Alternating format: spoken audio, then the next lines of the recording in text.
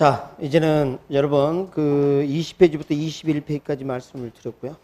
자, 23페이지 가도록 합니다. 23페이지. 그리고 제가 이제 설명을 하지 않은 것은 두 가지 이유 때문입니다. 하나는 뒤에서 알게 되는 경우라든가, 그 다음에 우리 출제법을 벗어나거나 이런 것은 설명하고 하지 않고 넘어갈 수 있어요. 자, 그래서 여러분 그 뭐 공중공간 활용이라도 왼쪽에 구분지상권이니 뭐지 이런 거 있죠. 이런 것들은 여러분 뭐 민법에서 좀 등장하기도 하고 공법이 나오기도 하고 우리 뒤에서 좀 다루기도 하고 그래요. 자, 됐고요. 위치 가겠습니다. 위치. 자, 부동산의 위치를 가진다. 위치. 자, 위치는 두 가지가 있어요. 절대적, 자, 물리적 위치 이렇게 표현하는 게 있습니다. 그 다음에 상대적, 인문적 위치. 지금 아마 여기에 생략되어 있을 수도 있겠죠. 우리 강의 노트에는. 지금 이것은 기본서에 없습니다. 근데 꼭 알아야 합니다. 자, 절대적 물리적 위치는 불변성을 가지고 있어요. 그러니까 우리가 이 다음에 부동성이라고 다음 주에 이제 배울 건데. 그 다음에 이것은 가변성, 변동성을 지닌다. 이렇게 지닌다. 자, 내가 토지를 샀는데 강원도 동막골에 1000평의 토지를 샀어요. 이 토지가 강남에 있으면 얼마나 좋게요. 그래서 밤새 흙을 파서 옮기면 뭐라 할까요? 흙치워라 한다. 치워라. 그러니까 토지의 절대적 물리 위치는 바뀌어야 안 바뀌어요? 안 바뀝니다. 이거. 바뀔 수가 없어요. 그런데 자, 내가 준 이 토지, 강원도 동막골 이 토지가 강남 토지가 될 가능성도 있어요. 거기에 사회적, 경제적, 행정적 요건이 강남 수준이 되면 나는 강남 토지를 가진 거하고 똑같아져요. 그게 뭐냐면 인문적인 겁니다. 그래서 인간이 개입되면 세 가지 사회적, 경제적, 행정적 위치가 달라지는 겁니다. 이게 변하는 거예요. 이게. 라스베가스 아세요? 원래 사막이었다니까요. 사막이 흔적도 없어요. 누가 그렇게 만들었어요? 인간이. 맞죠? 그리고 우리가 가치 이야기를 할 때는 인간이 개입될 때 쓰는 표현이에요. 인간이 없다면 같이 이야기 안 해요. 지금 이해하셨어요? 자, 태초부터 토지 위치는 정해져 있었는데 인간들이 이 토지 나한테 마음이 들어. 그런 사람이 많을수록 경쟁을 통해서 값은 비싸지는 거예요. 결국 이 둘 중에 가치를 결정하는 것은 절대적 물리적 위치인가요? 상대적 인문적 위치인가요? 그렇습니다. 이게 가치를 결정해요. 가치를. 그런데 이런 학자가 있습니다. 마샬이라고. 그래. 그 부동산이라는 것은 자, 그 위치에 따른 유용성이 가치를 결정한다. 사람마다 그 위치에 따른 유용성이 다르게 느끼거든요. 그래서 일단은 마샬이라는 사람 뭐라 그러냐면 자, 위치에 따른 뭐가 유용성이 가치를 결정한다. 그래서 이 사람은 위치 가치라고 했어요. 위치에 따른 유용성이 가치를 결정한다고 해서 뭐라? 위치 가치. 그리고 이런 사람들이 있습니다. 허드. 허드는 이 가치. 뭐 지대, 지가지대 이렇게 해볼까요? 지가지대. 지가는 땅값을, 지대는 땅 임대료입니다. 토지 임대료. 토지 가격, 토지 임대료. 이것은 자, 편리함에 따르고 편리함은 접근성이 따른다 이런 이야기를 했어요. 이 사람. 접근성을 강조한 겁니다. 접근성. 허드가. 저 접근성은 유명합니다. 출제가 되고요. 안타까운 게 기본적으로 접근성을 생략을 너무 많이 했어요. 그래서 제가 접근성에 대한 이야기를 좀 자세히 좀 해드릴 테니까 이해를 한번 해보도록 합니다. 자, 접근성은 근접성하고 다릅니다. 근접성은 물리적으로 거리가 가까운 걸 말해. 근데 접근성은 그렇지 않아요. 단지 그것만 얘기하는 게 아니라 자, 접근성이란 어떤 목적물의 도달함에 있어서 시간적, 경제적, 거리적, 심지어는 심리적 부담이 적은 정도. 그걸 뭐라 한다? 접근성. 강의 노트 빈칸 채우세요. 테마 13번에 있어요. 채웠습니까? 제가 아까 말씀드린 것처럼 기본서에 부족한 건 채우고 넘친 건 깎겠다 했죠? 이렇게 해야 합니다. 이렇게 학습을 하셔야 돼요. 제가 시킨 대로 꼭 해주셨으면 좋겠습니다. 꼭 채워주세요. 자, 그게 접근성이 접근성. 됐습니까? 저를 좀 봅니다. 이제 여러분 생각하고 답을 한번 해보세요. 생각해보고 접근성이 높을수록 부동산 가치는 높다. 올까요, X일까요? 올까요? 여러분, 내가 죽을 끓이는데, 세상에 콧물이 빠져버렸네. 모든 사람이 다 봤어. 콧물 빠진 거. 그거 먹을 수 있어요, 없어요? 오염됐죠? 다시. 이거 오염된 표현이에요. X입니다. 조건 대상물이 뭔가 봤더니 핵시설을 가깝고, 폐기물 처리장이 가깝고 막 그래. 그런 게 인접해 있고. 그럼 돼야 안 돼요? 두 번째 문제 나갑니다. 좀 전에는 접근이 대상물 이야기를 했죠? 두 번째. 접근이 대상물이 위험이나 혐오시설 바이라면 접근시가 높을수록 가치는 높다. X입니다. X예요. 이것도 오염됐어요. 어떤 걸까요? 자, 봐요. 주택이 시장이나 이런 상가나 이런 데 좀 가까이 있었으면 좋겠지만 주택이 시장 안에 있으면 끝장이에요. 너무 지나쳐.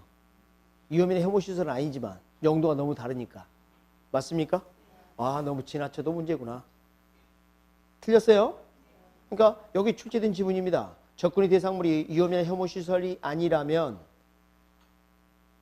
접근성이 높을수록 가치가 높다 이렇게 출제했어요. 그게 X였어요. 그게 출제된 지문이에요. 조심해야 되겠죠?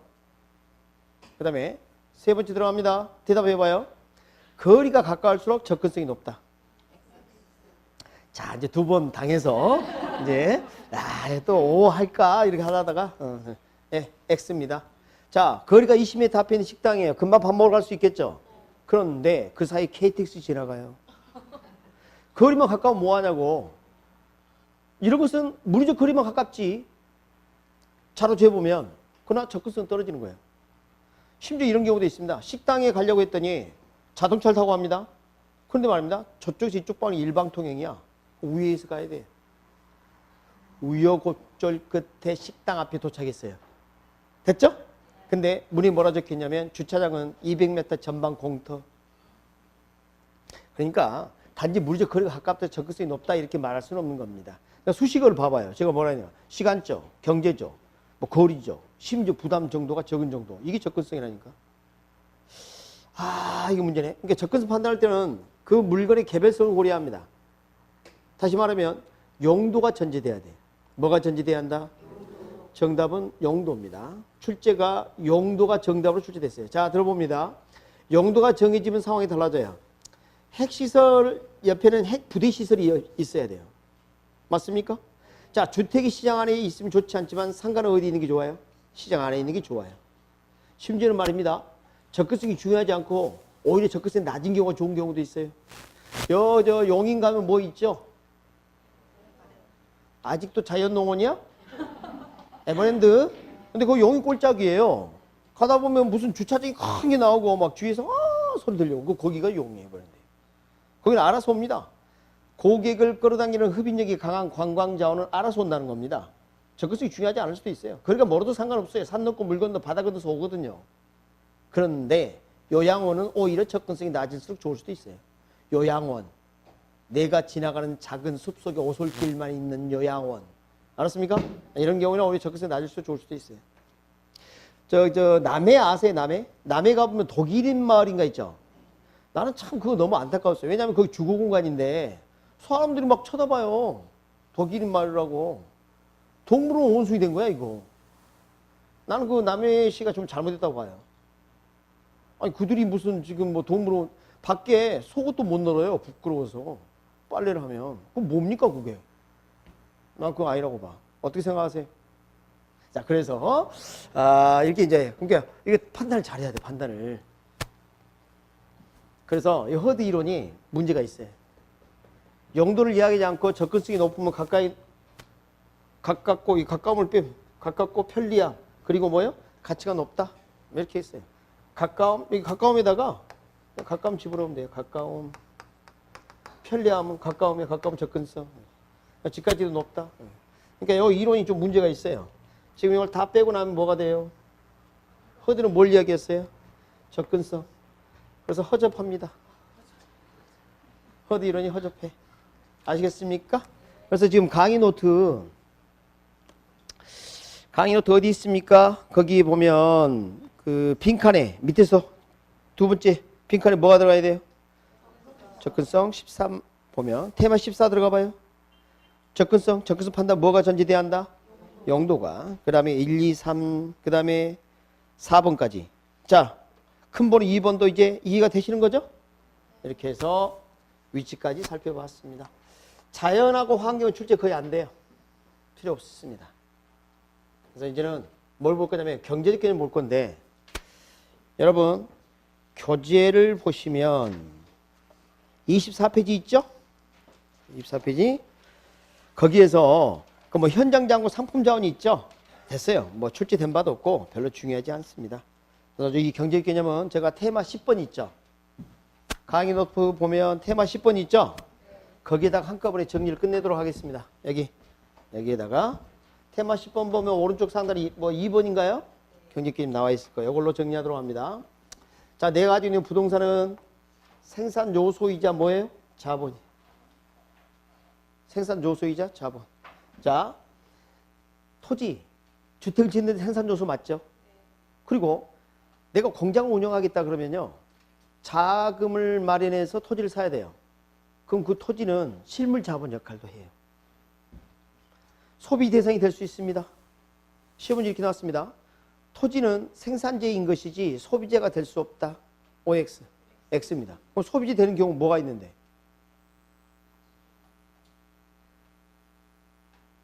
여러분 그 주차장 이용하는 거, 토지 이용하는 거 맞잖아요. 그 다음에 그 공원, 부지 이런 데 어때요? 이용하는 거지. 토지 이용하고 있으면 소비재 대상이 되는 거예요. 사라지지 않아서 그렇지. 그래 안 그래요? 그럼 생산재는 또 뭐야? 자, 소비재는 소비자가 소비 대상으로 삼는 걸 말해요. 자, 힌트를 하나 드릴 거예요. 이제 생산재는 뭘까요, 그러면? 생산자가, 그 다음에 아까 요 소비 대상이었어요. 이게 뭐의 대상? 생산의 대상. 그 말이 무슨 말이에요? 생산할 때 필요로 하는 걸 말해요. 그래서 요 생산재는 다른 말로 하면 이미 나왔던 생산 요소 또는 중간재. 우리가 건물을 지으려면 택지를 개발해야죠. 택지를. 그래서 생산 요소, 중간재 이런 것들이 생산재입니다. 생산재. 자, 여기 기본서에 없어요. 근데 출제됐어요. 시험은 이렇게 나왔다고요? 생산재인 것이지 소비재로 볼 수 없다고 출제했어요. 그럼 이 단어도 알아야겠죠? 기억하도록 합니다. 시장에서 거래되는 상품 맞죠? 그 다음에 자산입니다. 자산. 자, 여러분이 가지고 있는 이 부동산, 재산. 여러분 보통 재산이라고 그러죠? 그래서 두 가지 가치가 있어요. 사용가치와 교환가치를 갖는다. 이렇게 볼 수 있어요. 사용가치를 했을 때는, 자, 아이고 허리야. 자, 소유와 이용의 대상. 교환가치를 했을 때는 거래와 투자의 대상. 자, 여러분 가지고 있는 부동산은 사용가치 내가 소유하고 이용할 수 있어요. 맞습니까?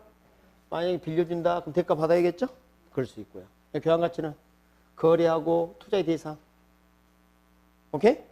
만약에 투자할 때 내 게 아니라면 돈을 지불해야 돼요. 똑같은 이야기죠. 그래서 사용가치, 교환가치다. 자산. 경제적 측면 이걸로 끝냈어요. 괜찮겠죠? 이 정도 됩니다. 그럼 봐요. 이제 이거 봤어요. 위치 공간 얘기 들어오면 안 된다. 그럼 여기 이제 요걸 볼 거예요. 요거. 광해 부동산.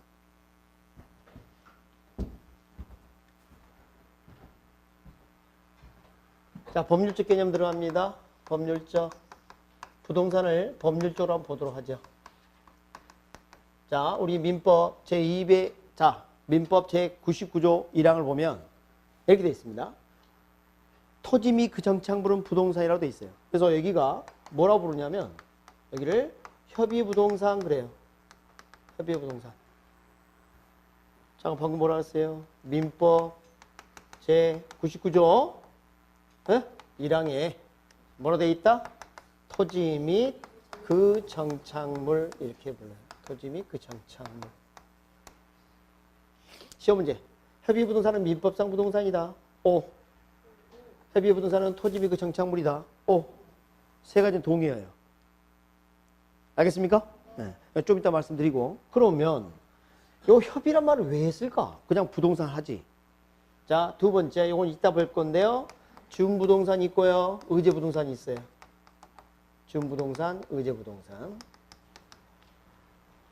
부동산이 준한다. 부동산을 간주한다. 그런 말입니다. 부동산을 보겠다는 이야기예요. 그래서 이걸 더해서 뭐라 그러냐면 광해부동산 그럽니다. 뭐라 한다? 광해 부동산. 협의의 부동산, 광해 부동산. 그러면 여기 봐요. 2번이 없다면 협인이 광인이 말할 필요 있었어요? 이것 때문에 생긴 거예요. 오케이? 이게 뭔지 아직 모르지만. 그래서 준의제의 부동산은 광의의 부동산에 속한다. OX. O. 그게 출제된 문제예요. 이건 어때요? 협의의 부동산은 준의제의 부동산에 속한다. 그러면 뭐하러 나눠 속하는데? 그건 아니란 말이죠. 약간 겹치는 게 몇 개 있다고 해서 속한다고 말할 수는 없어요. 그래서 주의하시기 바랍니다. 알겠습니까? 자, 일단은 말입니다.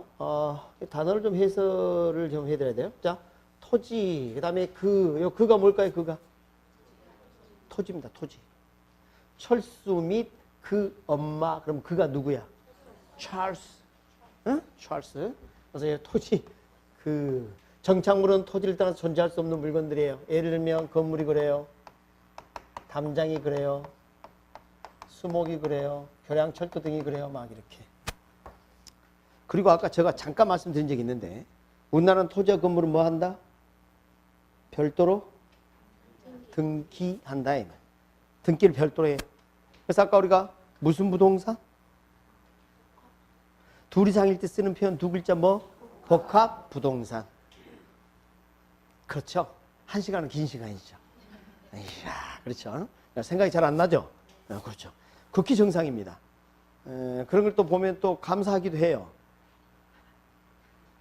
저희 존재감을 보여주고 있지 않습니까? 그러니까 감사하기도 한데 그게 시험 직전까지 계속 가면 저는 별로 안 감사할 거야 그때.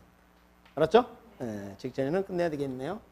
자, 그래서 이제 이게 토지 및 그 정착물 이렇게 했고 등기를 별도로 한다는 거 독립된다는 건 이따가 말씀을 드릴게요. 그런데 문제 좀 생겼어요. 이 정착물이라는 단어.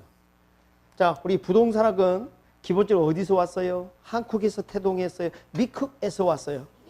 미국에서 종합적으로 왔어요. 선물 세트로. 그러다 보니까 미국에서는 픽스처라는 표현이 있어요. 픽스처. 아이 진짜 영어 픽스도 고정시키다 그 말이에요. 고정된 물건이라는 뜻이에요. 근데 이걸 번역을 어떤 사람은 정착물 이렇게 했고요. 어떤 사람은 설비 이렇게 번역한 사람도 있다.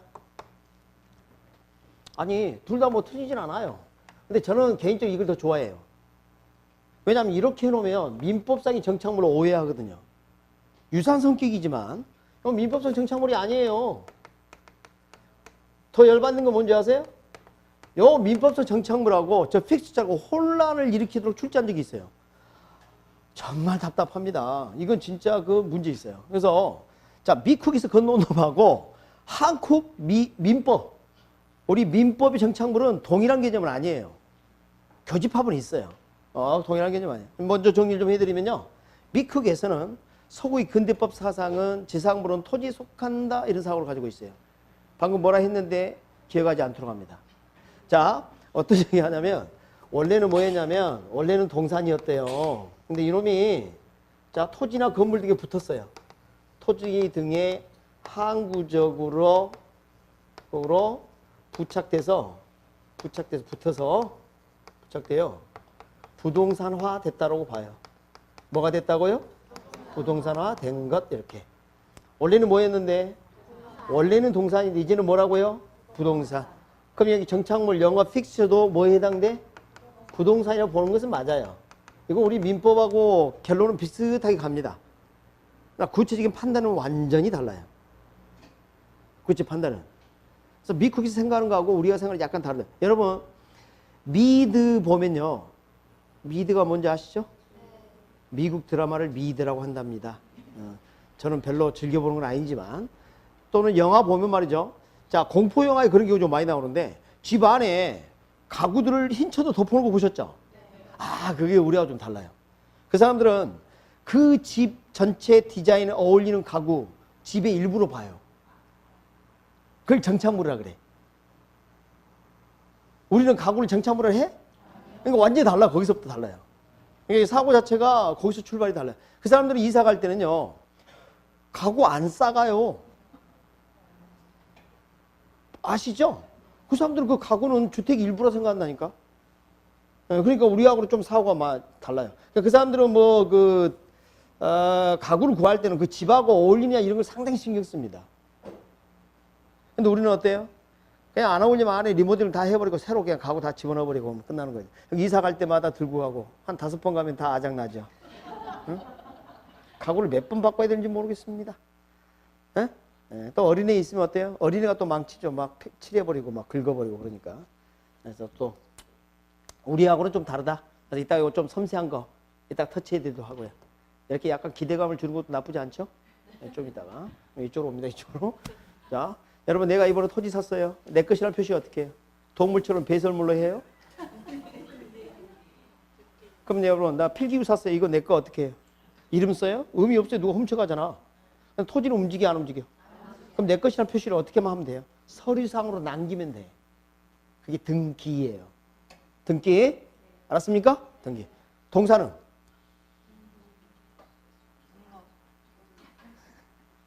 점유. 점유. 필기구. 다 나가고 아무도 없는데 내가 이걸 딱 호주머니에 넣었어요. 그리고 여기 꽂고 있었어요. 아무도 못 봤어요? 카메라 찍지도 않았어요? 누구 거로 봐? 지문검사한다 그런 소리 하지 말고. 네? 그러니까 이 동사는 인도의 점유예요. 그러나 부동산은 뭐? 등기한다며 등기. 그럼 등기하는 장점이 뭐예요? 자, 등기라는 이 부동산을 근거로 자금을 융통할 수 있다며. 여러분 저당 잡혀 먹을 수 있다 그 말이야. 여러분 많이 쓰는 표현이에요. 저당 잡혔다 이거잖아. 그러니까 저당 설정할 수 있다는 겁니다. 담보로 제공할 수 있다는 겁니다. 서류상 남기면 되거든요. 등기부가 갖고 을구이 이렇게 있어요. 을구이 되는 거 표시를 하는 거예요. 그렇게 하고 대출을 받을 수도 있고 그래. 좋죠? 잠깐 이거 봅니다. 지금 협의부동산이 토지미 그 정착물을 했죠. 자, 여기에 부동산이에요. 그러면 민법 제99조 2항에는 뭐라 적혀 있냐면 부동산 이외의 물건은 동산이다 라고 적혀 있어요. 민법 99조가 부동산과 동산을 구분하고 있습니다. 지금 이해됐어요? 그러면 여기는 자동차 들어가야 안 들어가요? 안 들어갑니다. 민법상 자동차는 동산이에요. 제2항에 해당돼. 토지의 그 정착물이 아니니까. 그런데 내가 자동차를 할부로 산다? 그러면 자동차 우리 등록해야 되죠. 저당 설정돼요. 마치 뭐처럼? 부동산처럼.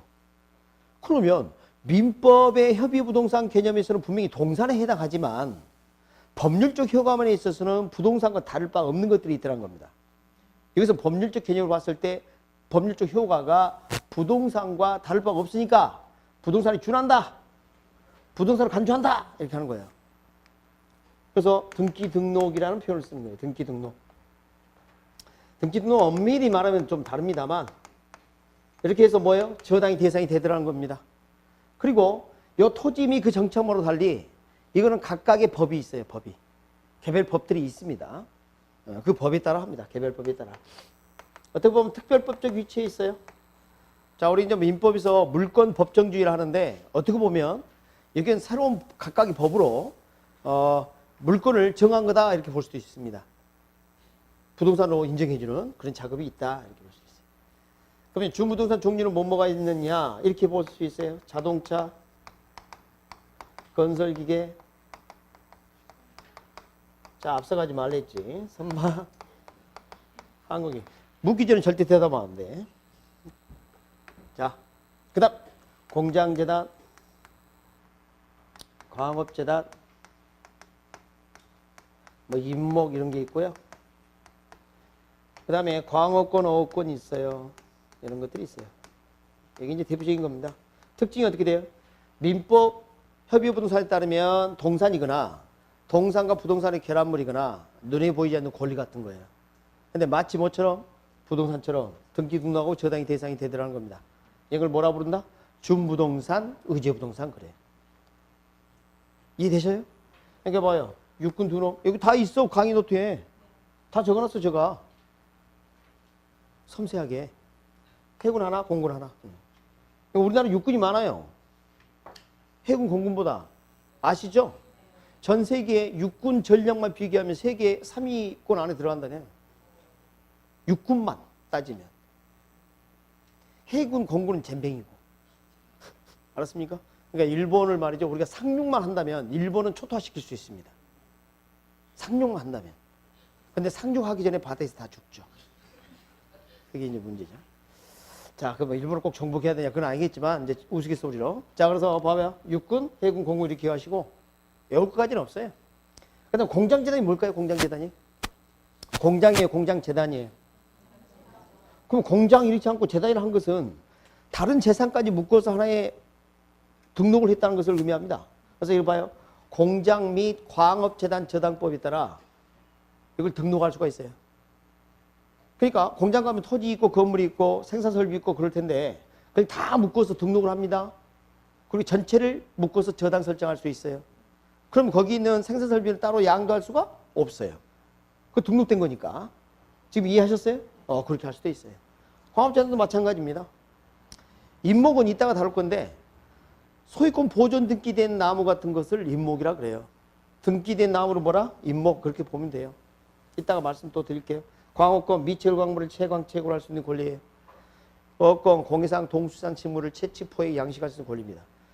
이걸 다 외우려 하지 말고 여기서 제일 중요한 게 출제가 되고 조심해야 될 게 이 두 가지입니다. 이 두 가지 조심해야 돼요. 그래서 아마 이렇게 해놨을 걸. 그렇죠? 강의 노트에 이건 꼭 기억을 했으면 좋겠어요. 공장재단, 광업재단. 자, 여기 봐요. 공장재단 그랬죠? 재산의 묶음이잖아요. 그죠? 대답을 안 해. 맞죠? 그래서 경제적 개념이라고. 그죠? 여기 뭐예요? 그래서 출제가 됐어요. 아까 생산요소, 자본, 소비재, 생산재, 공장재단 이렇게 나가면 앞에 건 경제적 개념이 맞지만 공장재단은 경제적 개념이 아니다. 무슨 개념이에요? 이따가 오늘 수업 끝나고 암기표를 볼 건데 거기에 또 정리해놨어요. 여러분 틀린 문제는 또 틀린다 그랬죠? 다른 거 없습니다. 계속 반복하는 수밖에 없어요. 그럼 절대 틀리지 않아요. 학교로는 70점 이하 용납하지 않겠습니다. 실제로 그래요. 제가 시킨 대로 하면. 시킨 대로 했는데 10점 못 넘었다 제가 책임질게요. 그 인생. 알았습니까? 근데 시킨 대로 했다는 입증 책임은 여러분한테 있습니다. 나는 시킨 대로 했습니다. 그 입증은 여러분 하세요. 자, 책임 안 지겠다 말하고 비슷한 건가? 네, 그래서 자, 이 준의제 부동산 잘 봅니다. 오늘 강의를 들었는데 자동차 봐요. 큰일 났어요. 이제 큰일 났어요. 오늘 설거지하면서 그럽니다. 오늘 학교 시간에 강의를 들었는데 자동차가 부동산이래. 맞잖아요. 법률적으로 보면 부동산 맞죠? 범죄 효과하면서 부동산 똑같다는 이야기야 이게. 그럼 집에 있는 배우자가 뭐라 그래요? 그 학원 어디냐고. 수강료 얼마 냈는데 그런 엉터리 학원 어디 있냐고. 그럴 거예요. 그럼 여러분 이야기해야죠. 어떻게 이야기해야 돼요? 자동차는 부동산이라는 사실을 어떻게 설명할 거예요? 기름 없으면 못 가니까 부동산이에요? 중립하고 밀면 간다니까? 따라서 해요. 마치 부동산처럼 등기 등록 저당이 대상. 그게 키워드입니다. 알았습니까? 그렇게 말씀하시면 돼요. 당황하지 않고. 알았죠? 네. 너 자동차가 부동산인가 알아? 그러면 네 미쳤니? 그러면 마치 부동산처럼 등기 등록을 취하고 저당이 대상으로 삼을 수 있기 때문에 법률적으로 볼 때는 부동산이라 간주한다고 그렇게 얘기해요. 알았어요? 아주 똑똑해졌습니다. 그러니까 공부 좀 하신 분들은 말이죠. 커피숍 대화를 하더라도 벌써 수준이 달라요. 공부한 사람하고 한 사람. 자, 그러면 이제 좀 뭘 다룰 거냐? 요거 좀 다룰 거예요. 정착물. 아까 요거 좀 뒤로 밀어놨죠? 이거 좀 봅시다. 재밌을 것 같죠? 자, 이 정착물을 판단하는 기준이 있어요. 지금 제가 적고 있는 것은 모두 영어예요, 영어. 한국말로 번역한 거예요. 알겠습니까? 첫 번째, 물건이 부착된 방법. 물건이 부착된 방법입니다. 방법. 만약에 제거를 해봤더니 제것이 물리적, 기능적, 효용을 해도 좋고요. 손상이 있음, 없음 이렇게 해볼게요. 제거를 했더니 물리적, 기능적 손상이 있어요. 그러면 제거하면 안 돼요. 그래서 이것은 뭘로 봐? 정착물로 봅니다. 제거해서 안 되는 거예요. 근데 제거에도 아무 문제가 없어요. 그러면 정착물이다 아니다? 아니다. 여러분 미국에서는 부동산 동산 이런 표현 안 쓴다니까. 픽스처냐 남픽스처냐 이렇게 나눈다니까. 그러니까 저는 그냥 정착물이다 아니다 이렇게 할 거예요. 그냥 알았습니까? 뭐 그걸 꼭 동산으로 번역할 것까지는 없어. 우리 입장하고 달라 법 표현이. 픽스처냐 남픽스처냐 이렇게 나눈다니까. 그러니까 이런 설비 정착물 맞고요. 설비 정착물이다 아니다? 아니다. 뭐가 있을까요? 저 벽에 걸려있는 시계 같은 거 저런 거. 저런 거 제거하면 건물의 기능이나 뭐 물리적 손상이나 그런 게 생깁니까? 그런데 말입니다. 이건 어때요? 시계탑의 시계는 어때요? 시계탑에서 시계를 제거하면 어떻게 되는 거야 그게? 그 시계탑이 아니지. 문제 있죠? 그러니까 봐요. 본래의 목적이 맞게 만든 것들이 있어요. 특별히 고안된 장치거나. 그러니까 물건의 성격입니다. 물건의 성격이 어떻게 되냐면 특별히 고안되거나 항구적으로 설치 의도를 가졌다. 그러면 이때는 뭘로 봐? 정착물로 봅니다. 설비 정착물. 아시겠죠? 많아요 이런 건. 자 이거 봐봅니다. 이 건물에 붙어있는 저 방풍창 같은 거 봐봐요. 좀 이 건물의 사이즈 딱 맞게 만들어야 합니다. 그렇죠? 그렇게. 그런 것들이죠. 그 다음에 세 번째, 당사자의 의도가 어떻게 하냐에 또 달라요. 당사자의 의도가. 예를 들어서 건물주가 임차인을 모집했는데 안 되는 거예요. 그래서 여기 냉난방 설비를 갖췄어요. 그럼 임대가치 증진을 목적으로 한 겁니다. 그래서 계약이 성사됐어요. 계약서 도장 찍자마자 이거 제거하면 됩니까? 임차인은 그 설비 등이 있다라고 보고 내가 임차 대상 목적물 부동산이라고 보고 계약한 거예요. 맞습니까? 따라서 이거 제거하면 안 돼요. 당사자도 임대가치 증진 목적이네요. 임대가치 증진 목적. 그렇다면 이것은 제거하면 안 되겠네. 오케이? 이때는 정착물이다. 됐습니까? 네 번째, 거래 당사자 관계입니다. 거래 당사자 관계. 지금 제가 적고 있는 것은 모두 다 영어를 번역한 거예요. 자, 첫 번째, 임대인이 설치했느냐, 임차인이 설치했느냐 이렇게 나눌 수가 있어요. 자, 임대인이 설치했다. 그러면 대개 임대가치 증진 목적이에요. 맞죠? 네, 그래서 이것은 뭘로 봐요? 설비 정착물로 봅니다. 맞죠? 임차 설치하면요 정착물이 아니에요. 정착물이 아닙니다.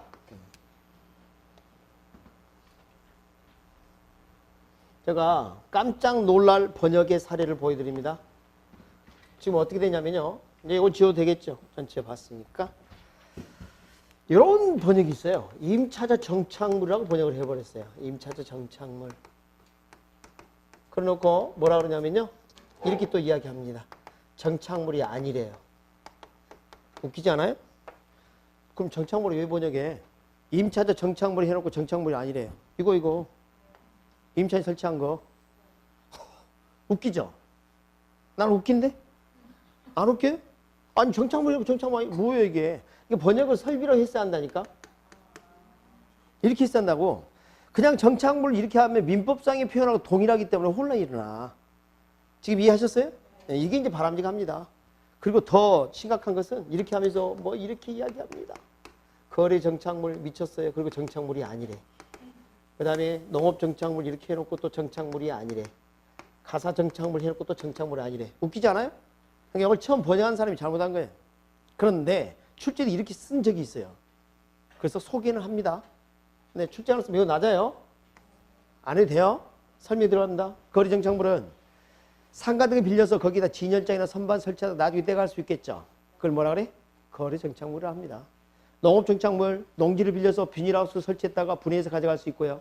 농기계 창고 조립식으로 만들었다 분해할 수도 있겠죠. 가사 정착물은 뭐냐고요? 자, 이것은 우리 아파트 빌렸어요. 거기에다가 커튼이나 블라인드 설치했다 나중에 떼갈 수 있죠? 네, 그런 거죠. 그게 가사 정착물이에요. 저것은 정착물이다 아니다? 그러니까. 그래서 제가 거기 어디 있냐? 테마 16번인가요?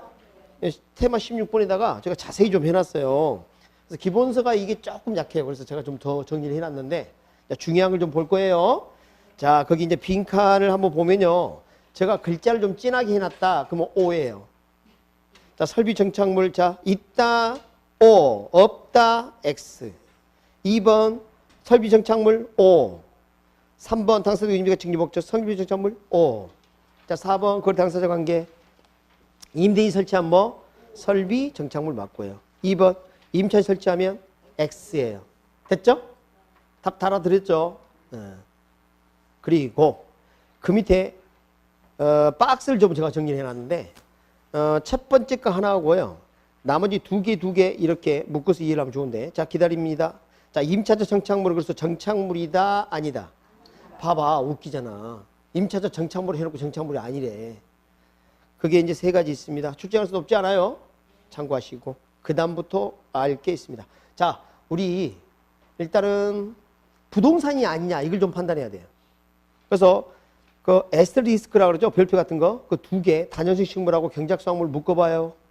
첫 번째 거 빼고 임차적 정착물 빼고 두 개만 묶어요. 두 개 묶었어요? 묶으라는 이야기는 이렇게 된 거예요. 자, 봐봐요. 이렇게. 지금요, 우리 한국말을 잘 모르면 안 돼. 이거 놔두고 이렇게 묶고 이렇게 묶어봐요. 총 5개잖아요. 묶었어요? 네, 자, 그럼 묶어본 거 봅니다. 자, 단연생 식물 뭐라고 돼 있어요? 자연식생, 자연과시 이런 표현을 썼죠? 부동산 O 맞습니다.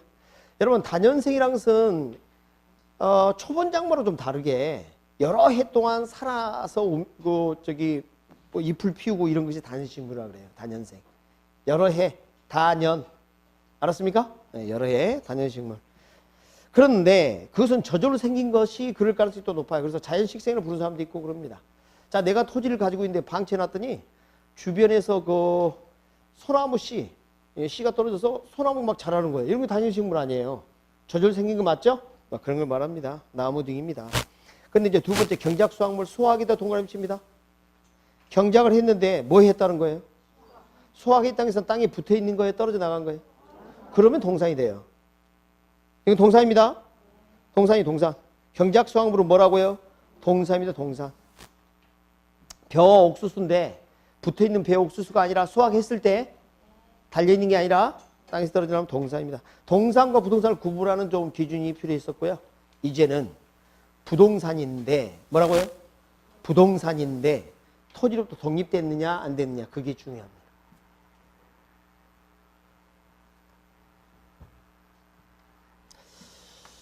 그래서 토지로부터 독립된 거, 된 정착물. 정착물은 우리가 뭐라 한다? 우리 민법에서는 부동산. 여러분, 정착물랑 부동산이라니까. 토지 붙어 있으면, 부착돼 있으면 부동산이에요. 아시겠어요? 지금 무슨 말인지 알겠어요? 뭘 알아? 그럼 이제 독립이 무슨 뜻인데? 아, 모르잖아. 자, 물리적으로 독립됐다는 이야기가 아닙니다. 법률적으로. 아시겠어요? 다시 한번. 토지 위에 정착되어 있는 건물 있죠? 이거 부동산 맞습니다. 그런데 등기가 따로 되잖아. 그러니까 법률적으로 뭐? 독립된 물건으로 다룰 수 있다는 거예요. 지금 이해하시겠습니까? 독립된 물건으로 다룰 수가 있어요. 자, 그래서 토지부터 독립됐다는 이야기는 법률적으로 독립됐다는 걸 이야기하는 것이지 여전히 토지에 부착되어 있고 이것은 부동산 맞습니다. 네, 첫 번째 1번 건물이 그래요. 건물은 등기를 별도로 합니다. 등기를. 그다음 두 번째 임목에 관한 법률에 따라 토지에 있는 나무 수목 집단을 소유권 보존 등기를 해버릴 수가 있어요. 그래서 임목이라고 합니다. 임목. 임목도 등기예요. 등기. 건물처럼. 그럼 토지가 팔렸다. 등기된 제 임목은 아무런 명시가 없다면 팔린 게 아니에요. 같이 팔겠다고 하지 않는 한. 이해하셨나요? 그리고 또 하나 관습법상 인정되는 게 있습니다. 명인방법이라는 게 있어요. 명인방법. 명인방법. 명의방법을 구비한 거. 자, 명시적으로 알 수 있도록 표식을 남기는 거예요. 그래서 여러분 교재 보면 명인방법 이야기 뒤에 설명이 되어 있을 거예요. 자, 어떤 거냐면 내가 토지를 팔려고 하는데 토지에 나무가 있는데 이건 안 팔린 걸로 하고 싶어요. 그럼 이걸 이제 표시하는 방법이 뭐 울타리를 친다든가 리본을 닫는다든가 막 이렇게 할 수가 있어요. 그런 구비한 수목이나 안 팔린 것으로. 그 다음에 미분리과실입니다. 미분리과실. 분리된 거예요? 미분리된 거예요? 분리가 안 되면 나무에 지금 달려있기 때문에 정착물이에요. 부동산이라니까? 근데 뗐어. 그럼 뭐가? 동산이 되는 거예요. 분리되면 동산이야. 오케이? 분리되면? 근데 분리 안 됐어요. 그러니까 뭐예요? 부동산이죠. 근데 내가 토지하고 이 나무를 파는데 그 달려있는 미분리 과실을 안 팔린 걸 하고 싶어요. 좀 더 이따 수확하고 싶기도 하고 말이죠. 그럼 이것도 표식을 남길 수가 있습니다. 안 팔린 걸 할 수가 있어요. 이건 관습법상 인정이 됩니다. 명인 방법. 이게 더 완벽하긴 하지만. 자, 2번하고 3번하고 저당이 안 되는 건 뭐예요? 3번이 저당은 안 돼요. 이건 저당 대상이 될 수 있지만. 등기니까 등기 등록에 저당 대상이 된다며. 됐죠? 그 다음에 압도적으로 중요한 게 농작물입니다. 자, 우리 교재가 문제가 좀 있는 게 법률상으로 농작물은 종속되어 있는 토지로 독립되지 않는 것으로 볼 수는 있어요. 그런데 판례는 농작물은 독립된 것으로 봐요. 교재가 중원부원 해놨기 때문에 이건 확실하게 제가 정리를 좀 해드릴 겁니다. 그래서 이 농작물은 무조건 분리됩니다. 자, 농작물은 건물처럼 등기를 하거나 이런 것처럼 명의방법을 구비하지 않더라도 무조건 경작자 소유가 돼요. 자, 제가 이제 설명을 잘 들어봅니다. 어떤 사람이 권한에 의하지 않고, 제가 방금 뭐에 의하지 않고? 그게 무슨 뜻일까요? 권리의 원인 없이 그 말이에요. 권리관계를 설정하지 않고 그 말이에요. 무슨 말이냐? 남의 토지를 빌리겠다고 계약도 안 하고 권한 없이, 권한에 의하지 않고 어떤 토지를 무단 경작해버렸네? 갑이 의리의 토지를. 그런데 수확기 일어났어요. 우리 이렇게 쳐다보니까 내 토지 누가 뭘 심어놨네? 내 땅에다가. 응? 네, 다 보고 이 다음에 저거 수확할 때쯤에 뺏어야겠다 생각한 거죠. 그래가지고 뭐라 그래요? 야! 누가 내 땅에다 농사지었어? 내 땅 위에다가 어디 내 땅에 양분을 뺏어먹고 말이야. 내 거야! 그러면 그 주장이 타당할까요? 이거 무단 경작한 갑 경작자 소유에 그래도 착각하면 안 돼. 권한에 의했다. 임대차 계약을 했다. 그럼 당연히 갑일 거라는 걸 여러분 알아. 근데 권한에 의하지 않았다 하더라도 무단 경작했다 하더라도 이것은 경작자 소유가 됩니다. 왜 그럴까요? 왜 경작자 소유를 인정을 해줄 거예요? 판례는. 어? 자, 가장 중요한 판단 기준은 이거라고 많이 이야기하더라고요. 자, 뭐라 그러냐면 지금 소확기 이를 때까지 그 농작물이 자라는 모습을 보고도 방치했다는 것은 암묵적, 묵시적으로 그것을 지어 먹으라고 인정한 거다. 이렇게 볼 수도 있다는 겁니다. 어때요? 지 땅을 지가 관리를 제대로 안 하고 말이야. 그러니까 이것은 또 이런 것도 겹쳐요. 권리 위에 잠자는 자는 보호받지 못하는 거예요. 그래서. 오케이? 권리 위에 잠자는 보호하는 거. 그리고 농작물이라는 것은 노력을 가하지 않으면 수확을 하기가 거의 힘들어요. 잡초 때문에. 어? 잡초. 뭐 그러니까 그래서 이 농작물 무조건 누구 거다? 경작자 거다. 오케이? 묻지도 말고 따지도 말고 누구 거다? 경작자 소유로 봅니다. 그래서 판례가 이겁니다.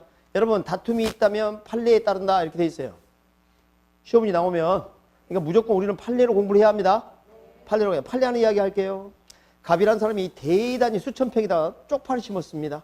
사정에서 이 농지를 팔게 됐어요. 계약서상에는 쪽파 언급이 전혀 없었어요. 그래서 을이 이걸 샀어요. 수확기 이르러서 갑이 쪽파를 수확하라고 합니다. 그럼 을이 뭐라 그러냐면 야 내가 농지 샀는데 이 쪽파를 네가 왜 수확해? 내 거잖아? 이렇게 했어요. 소송이 제기됐습니다. 누가 이겼을까요?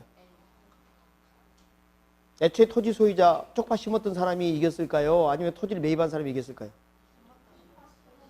아니 답이 여기 있잖아. 여기 키운 사람 거요. 경작자 거. 거기에다가 쪽파 포함해서 팔았다라고 명시를 안 했잖아요. 그러니까 토지가 팔렸다서 반드시 팔린 것도 아니다. 아니야. 이게 유명한 쪽파 판례예요. 어? 쪽 팔려 죽겠네 그냥. 자, 무조건 누구 소유? 경작자 소유. 근데 좀 안타까운 게 우리 기본서는 이걸 적어놓고 이 농작물은 저 뒤에다가 또 제가 인목은 또 뒤에다가 이렇게 정리해놨는데 그러면 안 되고요. 이렇게 정리하세요. 한꺼번에 따로따로 하지 말고 교재를 좀 수정할게요. 자, 어디로 가냐면 27페이지 가봅니다. 27페이지 코어 체크 찾으셨어요? 그럼 종속 정착물이 있죠. 토지 일부 취급되는 수목, 미불가실 됐는데 농작물은 가입해 주세요. 종속정착물에서 종속정착물 1번에 종속정착물 토지 일부 취급되는 수목, 미불 하실 때 농작물 거기 가입해 주라고요. 밑에 건 독립된 거 맞아요. 건물, 미불가실, 수목집단, 농작물 나왔죠? 그런데 임목이 없네? 넘겨봐요. 임목은 다음 페이지에 있어요. 명인방법 설명도 거기 돼 있고요. 그래서 거기 보면 주부동산 종류의 임목 찾았어요? 밑에 내려가봐요. 밑에 주부동산 종류. 임목 3번 있어요? 뭐 한다고 돼 있어요? 등기를 한다고 돼 있죠? 네, 그래서 여기까지 포함시켜야 합니다. 알았죠? 네, 네 가지 꼭 기억하세요. 출제가 체결이 됐고 또 출제됩니다. 자, 신의시장 좀 가진 다음에 우리 부동산 분류 살펴보도록 할게요.